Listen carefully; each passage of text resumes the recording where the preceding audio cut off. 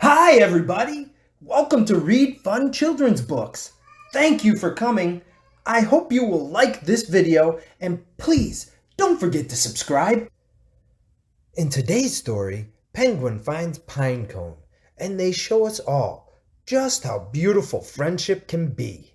Let's read Penguin and Pinecone by Salina Yoon.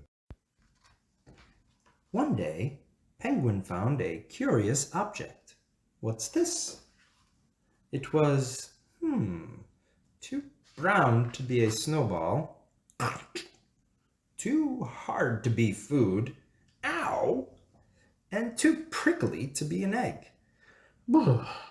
Whatever you are, you're cold. Penguin got busy. Knit one, purl two. Penguin loved his new friend. Whoosh! Whee! Achoo! Uh-oh! What's wrong with my friend? It's too cold here, said Grandpa. Pinecone belongs in the forest, far, far away. He can't grow big and strong on the ice. Penguin sighed. I'd better take you home, Pinecone. Penguin packed his sled for the long journey. The wind pushed hard, but Penguin pulled harder. Finally, the forest! Pinecone, you're home! Penguin made a cozy nest out of the softest pine needles he could find. The day grew hotter and hotter. Goodbye, Pinecone.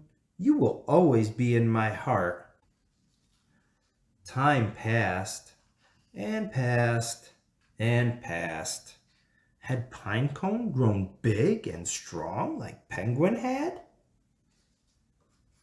Penguin set off to find out. Pinecone! Do you see Pinecone? Pinecone!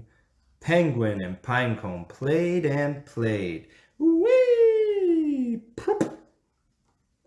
Pinecone was sad to see Penguin go, but the forest is no place for a penguin.